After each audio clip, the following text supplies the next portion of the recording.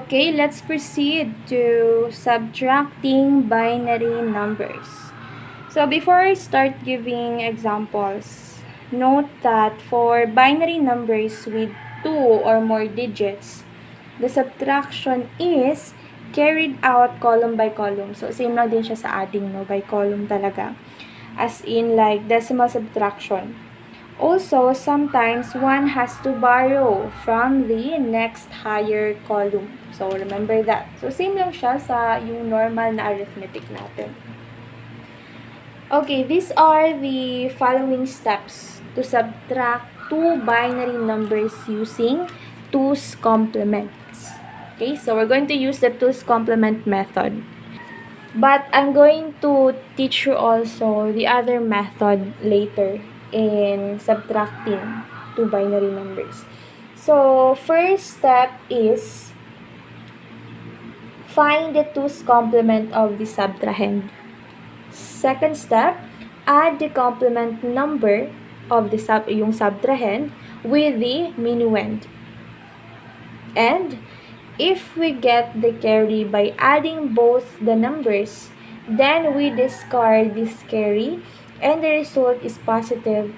Else, take 2's complement of the result, which will be negative. Okay? So, let's see para mas maintindihan natin yung steps na yun. Okay. So, let's have, for example, positive 7 and positive 4 using 2's complement method. So, I'm going to write here positive 7 minus positive 4. So, what's the result?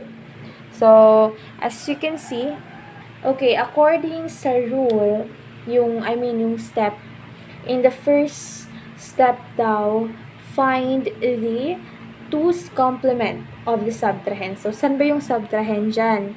Subtrahend is this one. That's the subtrahend. This is the minuend. This is the subtrahend. Okay. So, i-complement natin siya. So, complement, ibig sabihin negative. So, let me just rewrite it.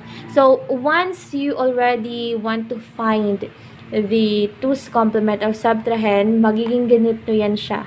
Pag rephrase ang given, magiging plus na yan siya. But still, we're subtracting, ha? So, magiging plus or positive 7 minus, plus negative 4, sorry. Niliko na akong dila. So, this is negative 4. Negative because we need to find the complement. So, you do the math and find the complement of negative 4. And then, after finding the complement, this is the next step.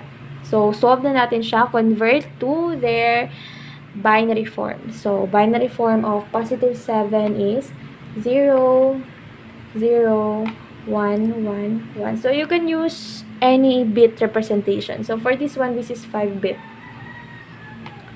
Depende kung I ask you to use 5, 8, 4, ganun. And then, the 2's complement of negative 4 is 1, 1, 1, 0, 0. Yan. So, we're going to add using yung 4 basic rule, 4 operations, basic operations, arithmetic operations. So, 1 plus 0, this is 1. Then, 1 plus 0, 1. 1 plus 1, yan, is 10, right? So, 0 here as a sum and carry yung 1.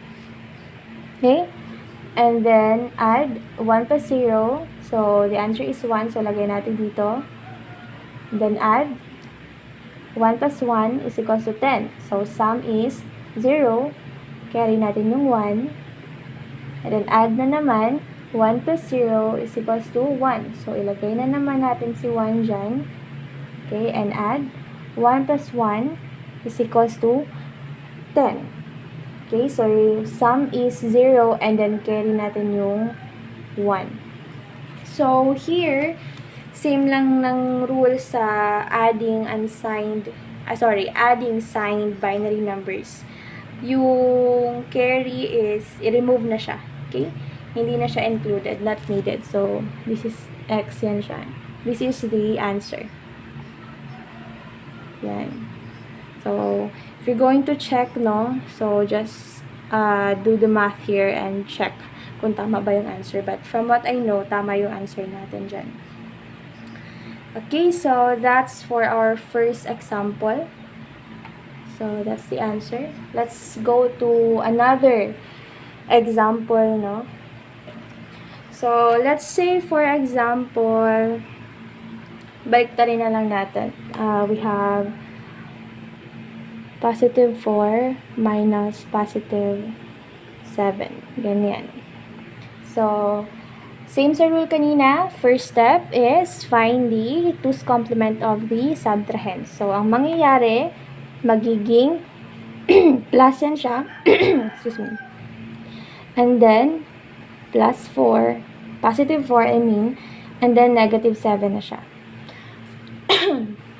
Okay, and then find the 2's complement of negative 7 and convert positive 4 to its binary number. So, ang result niyan is 0, 0, 1, 0, 0, and the 2's complement of negative 7 is 1, 1, 0, 0, 1. Then, we're going to add 0 plus 1 is equals to 1. 0 plus 0 is equals to 0. 1 plus 0 is equals to 1. 0 plus 1 is equals to 1. 0 plus 1 is equals to 1. So, this is the answer for this expression. Okay? So, if you're going to check, let's say for example, so, we're going to subtract 7 minus 4, that's going to be 3, and then copy the sign of the largest magnitude, that's negative 3. So if we're going to check, this is the 2's complement of negative 3. So let's check, no? So let's say for example, what's the binary of 3? So we have, let's use 5-bit. So this is 0, 0, 0, 1, 1. This is 1 plus 2 is equals to 3. And then the 1's complement is equals to 1, 1, 1, 0, 0. And find the 2's complement plus 1, 1 plus 0, 0 plus 1 is equals to 1. Bring down. So, tama tayo. Same siya. So, correct. This is the checking, ha. If correct yung answer natin. So, yan. That's how we do it. That's how we subtract binary numbers. Now, let's proceed to another method of subtracting binary numbers.